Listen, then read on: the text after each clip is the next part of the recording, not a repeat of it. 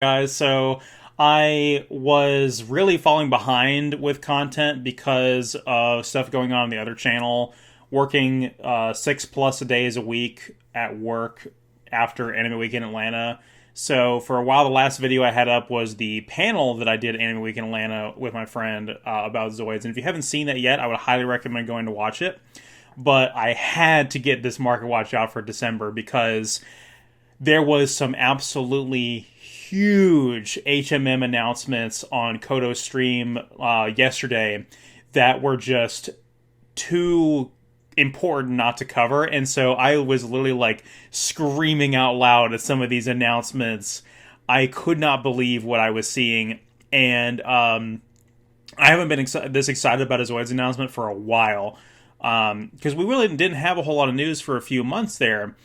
And they were just sort of finishing up the production of like the Rev Raptor and the Zero X and stuff like that. But now we have a bunch of new kits coming down the pipeline for next year that I am super excited about. So the first one we have here is the art. This is the artwork of the Iguan Markings Plus that we're getting next year. We already knew about this kit. It's going to come the same time as the Godos Markings Plus, but pretty cool artwork nonetheless. So I figured I'd show that off. The next thing is Shield Liger Markings Plus, a generic blue Shield Liger reissued for the first time in years. It's been a long time, just like the Genosaur. It has been a very, very long time since we had a generic Shield Liger HMM. The DCSJ is still in production, and we have the US allocation for that coming. So you should still be able to get a Shield Liger, and the DCSJ is cooler because it's black and it's got the Mark II cannons. But if you want a generic Shield Liger or like a blank template you can customize, or one that's more of a reference to the anime, here you go. So I'm very much looking forward to this. I will definitely be picking one of these up. Before you ask, no, it is not going to come with the anime pilots. It is a generic Shield Liger based around the battle story, and will probably feature artwork on the box that is related to the battle story and not the anime. This is not the Van Shield Liger. Next up, HMM Redler. So this was really cool to see. I imagine this will be similar in size to the Terrace or some of the smaller kits like the Rev Raptor, that this will not be quite as large of a box or as large of a kit as the Storm Sorter was, but it's cool to see more airborne Zoids turned into HMMs. And I think the Storm Sorter is probably my favorite, but this one is a close second.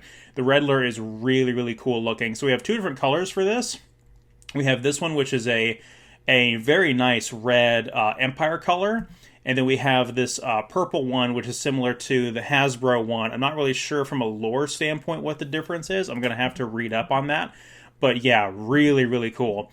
And then we have another new announcement, HMM Greenhorn. So for those of you that don't know, the Greenhorn is another like Redhorn, Darkhorn variant with Blade Liger attack boosters on it. And famously in the Zoids Versus games, you can actually equip attack boosters onto this Zoid, the Redhorn and Darkhorn, and the Greenhorn is a Zoid you can purchase in the game. Its weapon configuration is slightly different to accommodate the attack boosters, and it looks like there are some new weapons that have been added specifically to this version. Like I think it has a rail cannon on the end of its tail, and then these little fins right here look very different than they do on the Redhorn. I would love to see an HMM Mad Thunder to accommodate this kit, but even just this right here is really cool. Technically, it's just a retooling of an existing kit, so it's not an entirely new mold, but it has some retooling and some newly molded pieces that go with it. Here's an example of some of the new weapons. The tail has that little foot that comes down there, like a little landing gear, and I think this is the rail cannon on the tail, although I could be mistaken. It looks like a very long rifle there, so I'm not exactly sure what is happening here. But all of this pales in comparison to the other announcement. HMM Konig Wolf, let's go! I am so excited. This is the #1 most requested kit to have an HMM by fans, and certainly by myself. I am so excited about this. I will buy like 20 of these. Not really. Some people will, though. I will probably buy one of these unless It does not come pre-equipped with the dual sniper rifle. So one thing that's interesting about this is, of course, we don't have for none of these, for the Redler or for the Greenhorn, we don't have any images of a prototype yet that's still in production. They just more so announced it, so it will be a little while. It'll probably be another 6 months or so before we even get pictures of the prototype. And I would be surprised if these manage to launch before the end of next year, to be perfectly honest. But that's just sort of the nature of things. But if you notice here, this image does not have the dual sniper rifle on it. But we do have another image here of a Mark II configuration, which is probably going to be sold separately as a separate kit. And it does have the dual sniper rifle on it, which is just rendered fantastically here. I don't like this one so much with the clear canopy up here. I think that one's pretty ugly. So we could be looking at one of two different types of things. We could be looking at, this one either has the dual sniper rifle and it's just not pictured, and then we have this one as well, or we have the Mark II dual sniper rifle and missile pod unit sold as a separate customized parts kit, like what we had for the Rev Raptor and Raven Raptor, where we had the regular generic Rev Raptor, and then we had the Raven Raptor, which had the pile bunker unit, and then we had the pile bunker unit sold separately as a separate piece. I am not a fan of the blue Mark II Konig Wolf. I just don't particularly care for the blue. To me, this is how the Konig Wolf is supposed to look. And all that I want is this Konig Wolf with the dual sniper rifle is all that I want. It's all I wanted out of the Hasbro one, but they took the dual sniper rifle away from the Hasbro one, and you can't really find a customized parts kit of just the dual sniper rifle on its own.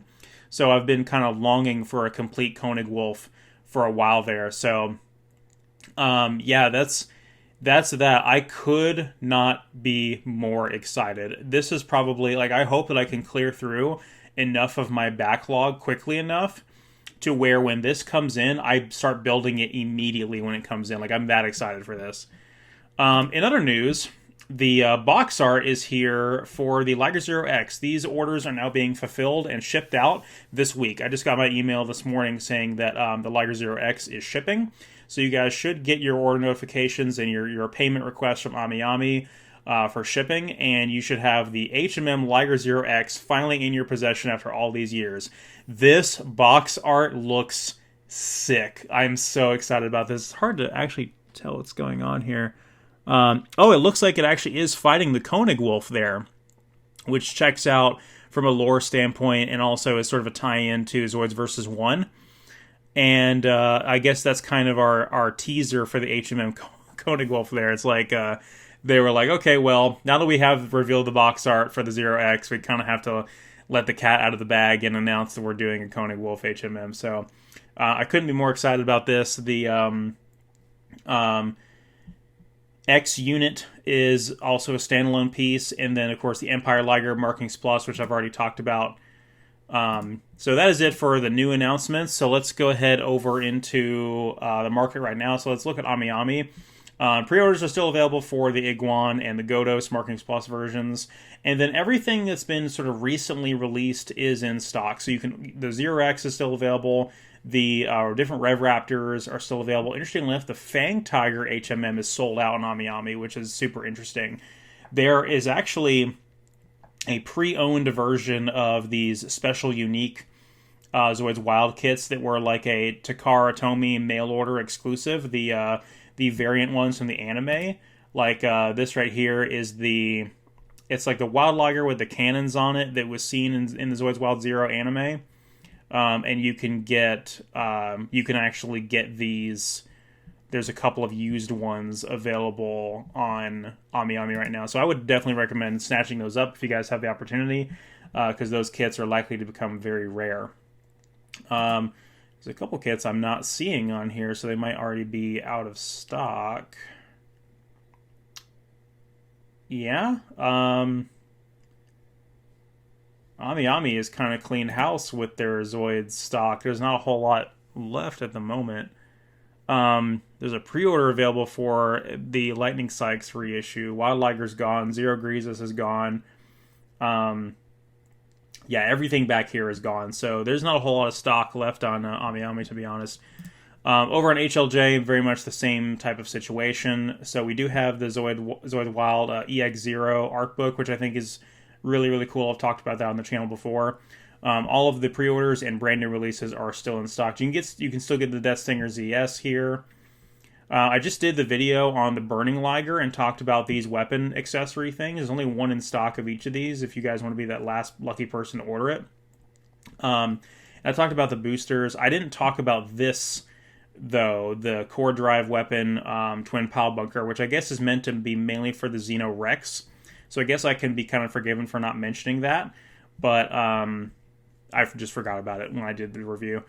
Shame on me. So there is the Cannon Tortoise reissue is in stock. I think there's another Cannon Tortoise reissue coming up next year, so we can kind of listen out for that. Molgas are in stock. The Genosaur is still in stock, surprisingly enough. And that's kind of where it ends there. USA Gundam Store. This is where a lot of people, especially in the West, are starting to get their kits from. Some of these prices are not too bad. That's actually a pretty good price. You can see how much they've kind of taken off of it there. But most of these kits are, again, the current or most recent printings of HMMs, and they are slowly being fulfilled. This is actually where I ordered my Liger Zero Empire reissue, the Markings Plus version.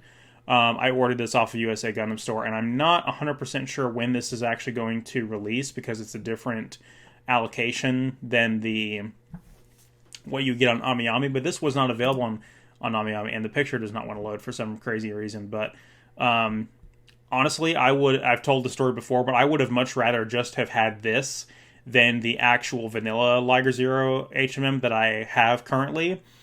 But that was like a special deal where I got the vanilla Liger Zero and the Jaeger and Panzer already built.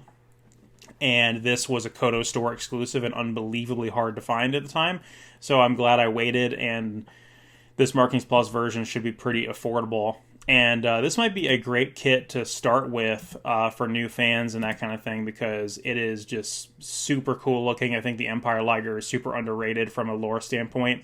And I just love the gold and red. I think it's just so cool looking.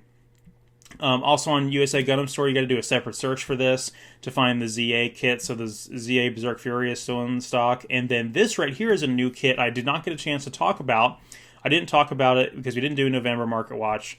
But this is the ZA Sturm Unit attachment for the ZA Zoids Aggressive Berserk Fury. And so what they have done here is taken a lot of liberties with the design. Notably, the claw arm things are famously colored in red, similar to the Genobreaker, with the Sturm unit on the Cannon Berserk Fury. And this also translates over into the Kotobukiya HMM version. But here on the Zoids Aggressive version, they have decided to stylize it with blue and add a bunch of blue accents all over the Zoid as well. So that, I guess I commend them for taking liberties and giving us something that is truly unique that we don't have on any other official kit. But I still kind of stand just outside this moral gray area when it comes to these kits and can't necessarily condone recommending them, but I feel like it had to be mentioned. Speaking of which, I wanted to take this opportunity to mention that there are now known bootlegs of Zoids Wild kits that are starting to show up in throughout like Southeast Asia and that kind of thing. And I don't want to show any pictures of them or talk about like where you can find them because I don't want people to buy them. But there are now known bootlegs in rotation of Zoids Wild kits, so be on the lookout for that. They're super obvious because they're all like the wrong color, and I don't think they're even called Zoids on the packaging. They're pretty hilarious looking, but they essentially are just remolded, recast Zoids Wild kits in different colors. So those exist, but I don't want anybody actively seeking them out. Lastly, I figured I'd show off Big Bad Toy Store. I know a lot of people like to get rare Transformers and stuff like that from here and stuff that's more exclusive. And they are pretty infamous for I shouldn't say they're totally infamous for this, but their prices leave something to be desired. Some of these prices are kind of sussy. Um, that's a bit much. That's a bit much. But you can still find the Hasbro Zoids Wild Wave 1, what is no doubt going to be the only wave, as commenters have relentlessly been pointing out on my channel how much Hasbro dropped the ball and initiated an utter betrayal with their handling of the Zoids Wild line. And I agree, but I think it's a dead horse, and I think we can stop beating it and just move on and reshift our focus onto what Koto is still putting out for us. But that being said, there was a couple of people in the Zoids collectors group that noticed some Zoids Wild kits starting to pop up in Ross, of all stores here in the US. And they were just sitting on the shelf. And who knows how long they had been there. People don't exactly go to Ross seeking out Zoids. So people were complaining about how the Zoids Wild kits never hit big box retailers like Walmart, Target, and so on. But apparently they hit Ross, which is super random. So I don't know where the retail purchase took place there. It may have been Hasbro was cleaning out their warehouse, and there was just a allocation, a purchase that was made by Ross to get those clearance items in at a decent price. I don't know, but they're there apparently. So check out, if you're looking for some of the Hasbro Zoids Wild Wave 1 kits like these, check out your local Ross, because they very well might be there. Hobbytown is still having a pretty easy time getting theirs as well. Of course, I have now purchased all of the Zoids Wild Wave 1 kits that I care to. I don't have the Triceratogos or the Hunter Wolf, and I don't really care to, but I have all the rest of them pretty much. There is a review coming down the pipeline of the Ganon toys, also known as tanks, here, because I bought 2 of those, one for myself and one to give away at the panel. So I do have a review of that coming down the pipeline shortly. So, but yeah, that pretty much does it for this month's Market Watch. So I'm really, really looking forward to seeing those 3 new HMMs built as prototypes, and then the kits finally getting finished and put into production. And I hope you guys are excited about that as well. So thank you guys so much for watching, and I'll see you guys next time.